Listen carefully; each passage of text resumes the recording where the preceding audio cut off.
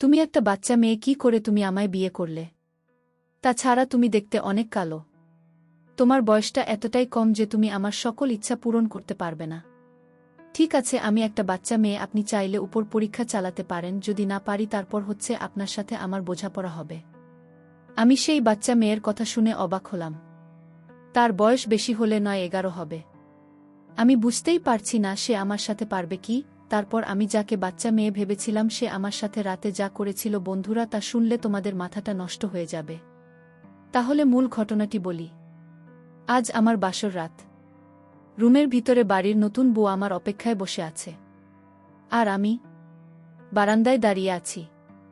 অনেক আগেই রুমে ঢুকেছি, কিন্তু বউয়ের কাছে যাইনি, কারণ বউ আমার কল্পনার মতো রূপসী কোনো মেয়ে না, সে হল একটা বাচ্চা মেয়ে। তার গায়ের রংটাও তেমন সুন্দর না, কালো। বিয়েতে একজন বন্ধু বান্ধব ও বাদ যায়নি, যারা আমাকে কথা শোনায়নি।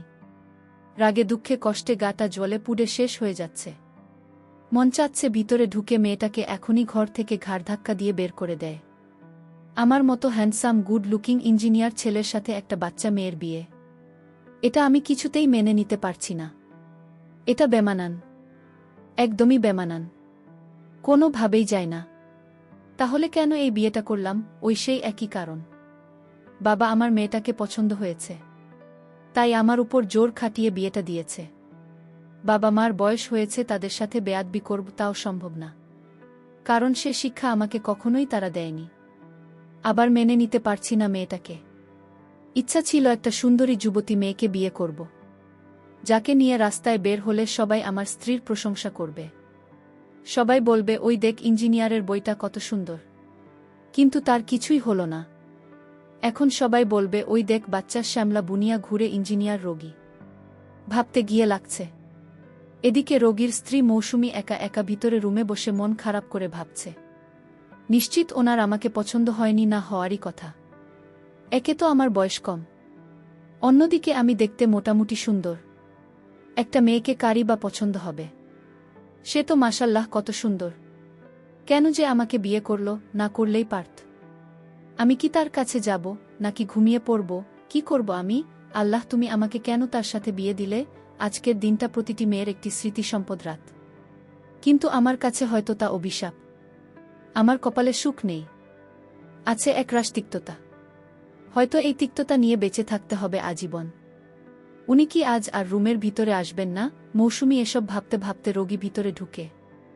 আমার চোখে মুখে ভীষণ গাম্ভীর্যতা। রাগ হলে আমার মুখ লাল হয়ে যায়। আজও তার ব্যতিক্রম হয়নি। মৌসুমীকে মাত্র 2 বার দেখেছি। একবার যখন দেখতে গিয়েছি তখন, আর একবার আজ বিয়ের সময়। এছাড়া তেমন দেখিনি। ইচ্ছা হয়নি দেখার, এরকম একটা বাচ্চা মেয়েকে দেখতে চাইবে কেউ না। আমিও চাই না, আর ভাল লাগছে না বাইরে। তাই রুমে ঢুকে আলমারি থেকে গেঞ্জি নিয়ে সোজা বাহিরে চলে গেলাম। মৌসুমী রকির এই আচরণ দেখে খুব ব্যথিত হল। একটাবারও দিকে তাকালো না। বয়স কম হওয়া কি এতই খারাপ? কালো বা কম বয়সী মানুষেরা কি ভালোবাসা পাওয়ার যোগ্যতা রাখে না? আমি তো ইচ্ছা করে কালো বা কম বয়সী হইনি। আল্লাহ তাআলা আমাকে কালো বানিয়েছেন। এটা কি আমার দোষ? মৌসুমী এসবই ভাবছিল। এর মধ্যেই রোগী বেরিয়ে আসি। বাইরে এসে মুখ মুছতে মুছতে মৌসুমের দিকে একবার তাকালেন। মেয়েটা বধূর সাজে চুপচাপ মাথা নিচু করে লাল বেনারসি পরে খাটের উপর বসে আছে, আমার অপেক্ষায়। কিন্তু আমার ওকে দেখে কেন জানি রাগ আরও বেড়ে যাচ্ছে। যে মেয়েকে মনে ধরেনি তাকে কিভাবে বসে মানব? মোবাইলটা সোফায় ছুঁড়ে মেরে বেড়ে গিয়ে বসি। আমার পিছনে মৌসুমী বসে আছে, আমি অন্যদিকে ফিরে পা ঝুলিয়ে বসে আছি। ভাবছি কি করব। ওকে কথা শুনতে ইচ্ছা করছে, কিন্তু এখন কিছুই ভালো লাগছে না। তাই বেডে পা তুলে অন্যদিকে ফিরে শুয়ে পড়ি। মৌসুমী রোগীকে শুয়ে পড়তে দেখে মনে মনে বলছে, এ কি উনি শুয়ে পড়লেন? আমার কি হবে? আমি কি এভাবে বসে থাকব? আমাকে দেখবে না? আমার সাথে একটু কথা বলবে না? আমি কি করব এখন? তো অবাক হয়ে গিয়েছে রোগীর এই আচরণে। মৌসুমী কিছু না ভেবে আস্তে করে ডাক দিয়ে বলল, এই যে শুনুন, আমার সাথে একটু কথা বলুন। কিছু না বলেই শুয়ে পড়লেন যে। আমি কান দিয়ে মৌসুমীর মিষ্টি কোকিল কণ্ঠ শুনলে ও জেদ করে চোখ বন্ধ করে শুয়ে আছে। এদিকে মৌসুমী রোগীর কোনো সাড়া না পেয়ে আবার বলে, আমি জানি আপনি ঘুমোননি। একটু উঠে কথা বলুন। আমাকে দেখুন। আপনার জন্য এসেছি। আপনার স্ত্রী তো আমি। আমাকে একটু দেখবেন না? এবার আমি এক লাফে উঠে ঘুরে মৌসুমের দিকে তাকিয়ে রাগী কণ্ঠে বলে, না, দেখব না আমি তোমাকে। আমার ইচ্ছা নাই তোমাকে দেখার। আমার বাবাকে পিটিয়ে আমাকে বিয়ে করেছে। তোমরা সবাই বাপ্পা। সুন্দর ছেলে পেয়ে আমার বাবাকে মিষ্টি কথা বলে তোমার বাবা তার কম বয়সী কুৎসিত মেয়েটাকে আমার গলায় ঝুলিয়ে দিয়েছে। যত সব পারল। রোগীর কথাগুলো মৌসুমীর ভিতর তাকে জ্বালিয়ে পুড়িয়ে খান খান করে দিয়েছে। ও এতক্ষণ ঘুমটার আড়ালেই ছিল। ভেবেছিল লোকে হয়তো ওর ঘণ্টা তুলবে। কিন্তু রোহিত ওর মনটাকে ভেঙে শেষ করে দিল। তাও বিয়ের প্রথম রাতে। মৌসুমী রোগের কথা শোনার পর মুহূর্তেই নিচ থেকে ঘোমটা তুলে অস্ত্রসিক্ত নয়ন জোড়া নিয়েও কৃতিত্ব ভরা মুখের দিকে তাকায়। যে চাহনিতে আছে অজস্র কষ্ট আর অপমানিত বোধ। এই প্রথম আমি মৌসুমীকে এতটা কাছ থেকে দেখলাম। চোখে কাজল দান, চোখের পাশে একটা ছোট কালো তিল আছে। একটা পারফেক্ট। খুব মিষ্টি লাগছে। শুধু মুখের রংটা একটু কালো আর বয়সটা কম। আসলে অতিরিক্ত কালো না। মৌসুমী যে ভারী মেকআপ করেছে তা কিন্তু মোটেও না। মেকআপ বলতে চোখে কাজল, মুখে হালকা ক্রিম, এই তো আর কিছু না। আমার কাছে তাই মনে হল তবে ও কালো। কোনো ফর্সা মেয়ে না। যদিও ফর্সা হতো একদম আমার মনের মতো হতো। শুধুমাত্র বয়সটার জন্যই মৌসুমীকে আমি এখন মেনে নিতে পারছি না। ও কি বুঝবে আমার কষ্ট, আমার সকল অভাব সে পূরণ করতে পারবে। ওর অস্তিত্ব চোখ আমার বিবেককে নাড়া দেয়। কিছুটা বুঝতে পারছি যে বেশি বলে ফেলেছি। তাই আমি নজর নামাই। আরও বলে ওঠে, আপনি এখন আমার স্বামী। আমার উপর আপনার অধিকার আছে। তাই আপনি আমাকে যা তা বলতে পারেন। কিন্তু দয়া করে আমার পরিবারকে কিছু বলবেন না। আপনার বাবা আমাকে পছন্দ করেছে। আমার সাথে কথা বলেছে। আমার বাবা তাকে বারবার জিজ্ঞেস করেছে যে আমার মেয়ে তো কালো আর বয়সটা একটু কম। ওকে এর আগে অনেকেই না করে দিয়েছে। আপনি ভেবেচিন্তে হ্যাঁ বলছেন তো? আপনার বাবার উত্তর হ্যাঁই ছিল। আমার বাবা আমার পরিবারবাদ পান না। দয়া করে তাদের কিছু বলবেন না। তাদের কোনো দোষ নেই। তাদের সত্যিই কোনো দোষ নেই। দোষ যত সব আমার কপালের। তোমার মতো বাচ্চা আর কালো মেয়ে আমার কপালে ছিল। কত স্বপ্ন ছিল এই রাতটা নিয়ে, সব শেষ। কয়লা ধুইলে যেমন ময়লা যায় না, ঠিক তোমার মতো কালো মেয়ে কখনো ফর্সা হবে না। আমার জীবনটাই শেষ। আমি কখনোই তোমাকে মেনে নিতে পারব না। এটা কোনো সিনেমা না। এটা আমার বাস্তব জীবন। আমি এত উদার না যে আমি তোমাকে মেনে নেব। আর তোমার অধিকার তোমাকে দিব কখনো না। আমি তোমার মতো কালো আর বাচ্চা বুড়ো চাই না। আমি এখন ঘুমাব। আমাকে আর ডাকবেন না। আর হ্যাঁ, বাবা মা যেন কিছু না জানে। তুমি তোমার মতো, আমি আমার মতো থাকব। কখনো আমার কাছে আসার বিন্দুমাত্র চেষ্টা করবে না। কখনো না। মনের যত ক্ষোভ ছিল সব বের করে মৌসুমীকে শুনি। আমি অন্যদিকে ফিরে ঘুমিয়ে পড়ি। বেশ হালকা লাগছিল। কিন্তু রাতটা যায়নি। হয়তো কখনো যাবেও না।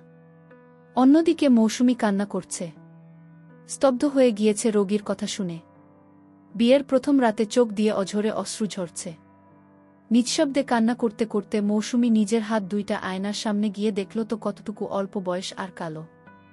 ও মনে মনে বলছে, আজ এই গায়ের রং আর অল্প বয়স আমাকে আমার অধিকার সব কিছু থেকেই বঞ্চিত করল। সত্যি মানুষেরা সবাই সুন্দরের পূজারী, সুন্দর ফর্সা গায়ের রং সবার প্রিয়, সুন্দর একটা মন তাদের কাছে প্রিয় না। হ্যাঁ, আমি কালো। কালোই আমার পরিচয়। আমার ভাগ্যে কখনো সুখ নেই কালো হওয়ার জন্য। এটাই হয়তো আমার নিয়তি।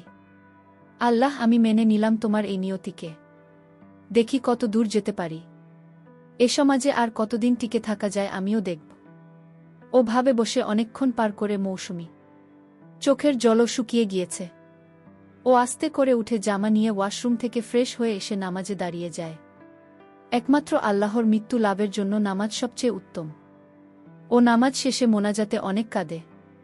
আল্লাহর কাছে অনেক নালিশ করে। আল্লাহর সাথে মনে মনে অনেক কথা বলে। মনটা যখন কিছুটা হালকা হয় তখন মোনাজাত শেষ করে উঠে দাঁড়ায়। জায়নামাজ পাশে রেখে মৌসুমী রোগীর দিকে তাকায়। বেঘোরে ঘুমোচ্ছে ও। মনের অজান্তে কোনো এক অজানা টানে মৌসুমী রোগীর কাছে যায়। মানে যে দিকটা ফিরকি ঘুমাচ্ছিল। রকির ঘুমন্ত মুখের দিকে তাকিয়ে আছে। খুব নিষ্পাপ মনে হচ্ছে। রোগী দেখতে খুব সুন্দর। ফর্সা, তার মুখ বড় বড়, সিল্কি, মাথার চুল, দেখতে অনেক সুন্দর একটা মানুষ। খুব মায়া ভরা তার মুখটায়। মৌসুমীর সব অপমান ভুলে রোগীর কাছে এসে বসে ওকে দেখছে। রুমে একটা ছোট ডিম লাইট জ্বলছিল। সেই আলোতেই মৌসুমী রোগীকে দেখছে। মৌসুমী একনজরে রোগীর দিকে তাকিয়ে আছে। নিজের স্বামীকে হয়তো সারা জীবন এভাবেই দেখতে হবে। মৌসুমী ওর একটা হাত ভাসমান অবস্থায় রোগীর মুখের পাশে ধরে। সাদা আর কালো, কোনো মিল নেই। ও বুঝতে পারল সে কতটা কালো। বয়স নিয়ে তার কোনো চিন্তা নেই, আসলে সে কালো। আর মনে মনে বলে, আপনি কত সুন্দর, আপনার জীবনটা সত্যিই আমি অন্ধকার করে দিলাম। আজ রাতটা আমার জায়গায় কোনো সুন্দরী অপরূপা হলে আপনি কত খুশি হতেন। আপনার সব খুশি আমার কালো তো কেড়ে নিল। আমাকে ক্ষমা করে দিয়েন। আমার কালো কপাল আপনার জীবনের সব সুখ কেড়ে নিল। সব। মৌসুমী কাঁদতে কাঁদতে উঠে আসতে করে রোগীর পাশে। অন্যদিকে ফিরে শুয়ে পড়ে মাথার বালিশটা সাক্ষীও কতটা কেঁদেছিল সেদিন রাতে। পরদিন সকালে দক্ষিণা জানালা দিয়ে ঠান্ডা একটা বাতাস এসে মুখে লাগে। সাথে সাথে ঘুমটা ভেঙে যায়। চোখ মেলে তাকায়। রাতের সব আস্তে আস্তে মনে পড়ে নিজের কপাল ভেবেই। সবার কপালে সব কিছু থাকে না। সবার সব ইচ্ছে কখনো পূরণ হয় না। আমারও হয়নি। বিয়ের প্রথম রাতে বুটাকে নিজের কাছে পাইনি। হয়তো কখনোই পাওয়া হবে না। কালো আর কম বয়সী বুকে আমি কখনো মেনে নেবে না। এসব ভেবে কাত হয়ে শোয়া থেকে অন্য পাশে ফিরি। কি? অন্য পাশে ফিরে আমি তো পুরো অবাক হয়ে গেলাম। আমি হঠাৎ দেখতে পেলাম মৌসুমী কালো রং হঠাৎ করে অনেক সুন্দর হয়ে গেল। আমার চাইতেও অনেক সুন্দর। আমি তো কিছুই ভাবতে পারছি না। এমন কি করে হলো? আমার মাথা ঝিমঝিম করে ঘোরাচ্ছে। আমি বুঝতে পারছি না এটা কি করে হলো। আমি মৌসুমীকে জিজ্ঞেস করলাম, তুমি তো একটু আগে কালো ছিলে, আর এখন এত সুন্দর হলে কি করে? মৌসুমী কোনো কথা বলল না। সে নিশ্চুপ হয়ে রইল। আমি আবার তাকে জিজ্ঞেস করলাম, তুমি কথা বলছো না কেন? তোমার মুখের রং কিভাবে চেঞ্জ হলো? সে নিশ্চুপ, আমার সাথে কোনো কথাই সে বলছে না।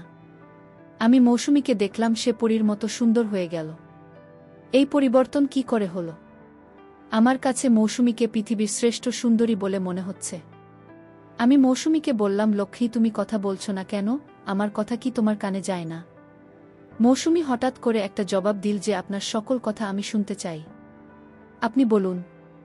আমি মৌসুমীকে বললাম, তাহলে আমার কথার উত্তর দিচ্ছ না কেন? মৌসুমী তখন বলল, কতক্ষণ আগে আমি আপনাকে কত প্রশ্ন করলাম, আপনি আমার একটা প্রশ্নের উত্তর দেননি। আপনি কি ভুলে গেছেন সেই কথা? আরে তখন তো তুমি কালো ছেলে, আর এখন তো তুমি অনেক সুন্দর, আর এখন তো আমি তোমার সাথে কথা বলতে পারি। আর তুমি আমার বিয়ে করা স্ত্রী। মৌসুমী তখন রাগী কণ্ঠে বলল, আপনার আসল চরিত্র আমি জেনে গেছি। আমি সত্যি সুন্দরী ছিলাম। আমি আজ আপনাকে পরীক্ষা করার জন্য আমি কালো মেকআপ করেছিলাম। আপনার চরিত্রটা জানার জন্য, আপনি কেমন চরিত্রের মানুষ আজ তো আমি জেনে গেলাম। আপনি সুন্দরের পূজারী। যতদিন আমি আপনার কাছে সুন্দরী থাকব, ঠিক ততদিন পর্যন্ত আপনি আমার সাথে ভালো থাকবেন। আসলে মানুষের চেহারা থেকে চরিত্র বোঝা কঠিন। আমি আপনার আসল রূপটা জেনে গেছি। আমি যদি আজ কালো মেকআপটা না করতাম তাহলে হয়তো আপনার চরিত্রটা জানতে পারতাম না। আমি আজ এখান থেকেই মুহূর্তে চলে যাব। আমি এই কথাটা বলতে আমার স্বামী আমায় বলল, আমার ভুল হয়ে গেছে, তুমি আমায় ক্ষমা করে দাও। আমি আমার ভুলটা বুঝতে পেরেছি। প্লিজ তুমি রাগ করো না, আমায় ক্ষমা করে দাও। আমি তাকে ক্ষমা করে দিলাম। শত হলেও সে আমার স্বামী। আমার মনে হয় সে আর কাউকে কোনো দিন কালো বলে আঘাত করবে না। প্রিয় বন্ধুরা, গল্পটি ভালো লাগলে অবশ্যই কমেন্ট করে জানাবেন। আর নিয়মিত এমন আলাদা স্বাদের গল্প শুনতে ভিডিওটিতে লাইক এবং চ্যানেলটিকে সাবস্ক্রাইব করে সাথেই থাকুন। আর হ্যাঁ, নোটিফিকেশন বেলটি অল করে রাখবেন, যাতে পরবর্তী গল্প সবার প্রথমে আপনাদের কাছে পৌঁছে যায়। ধন্যবাদ বন্ধুরা। ধন্যবাদ সবাইকে।